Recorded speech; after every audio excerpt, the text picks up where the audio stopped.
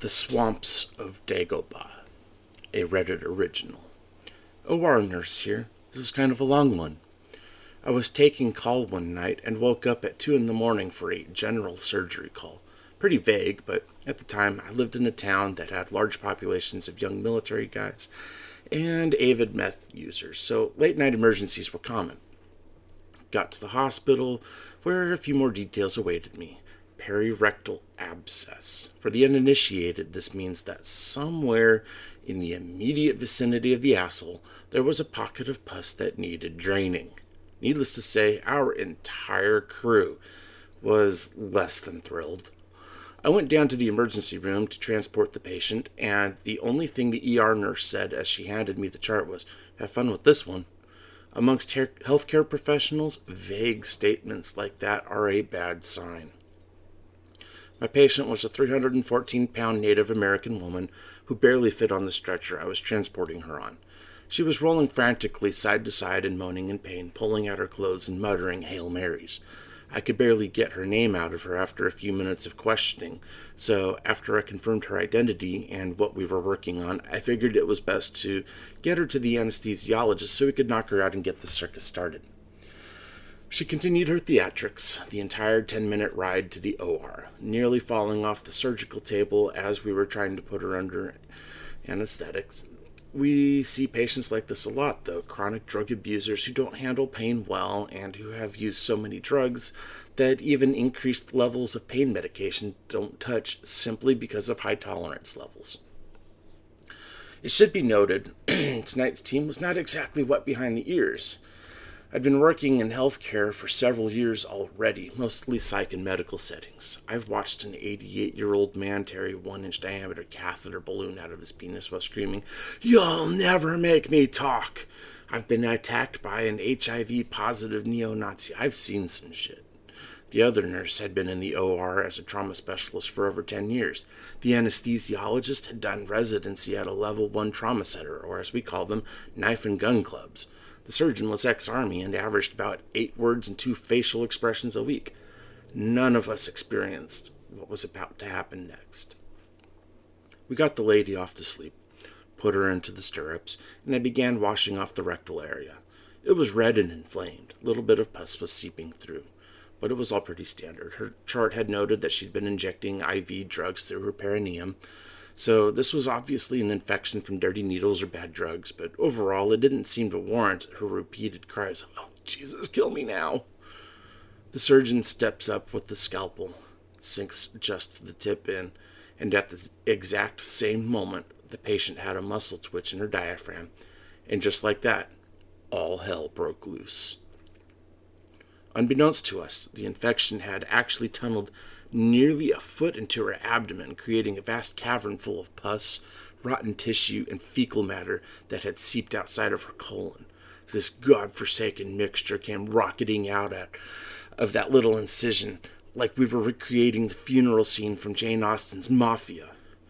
We all wear waterproof gowns, face masks, gloves, hats, the works, all of which were as helpful as rain boots against a fire hose.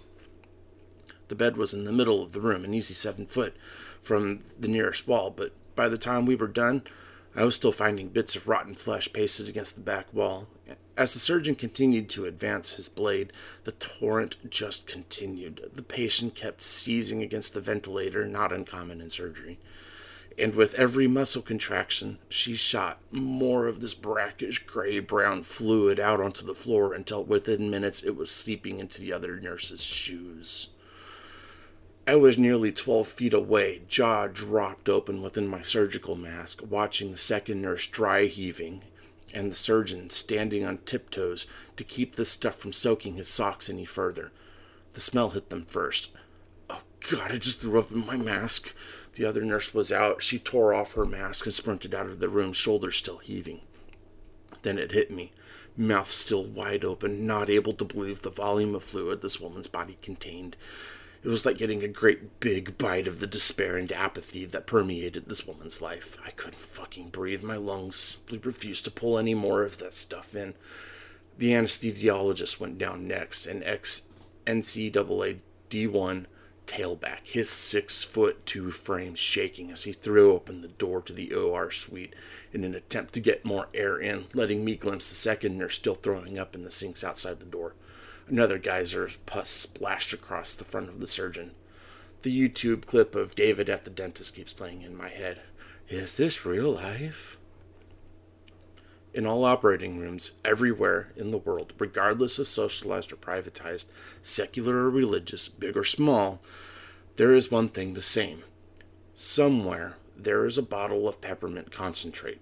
Everyone in the department knows where it is, everyone knows what it is for, and everyone prays to their gods they never have to use it. In times like this, we rub it on the inside of our masks to keep the outside smells at bay long enough to finish the procedure and shower off.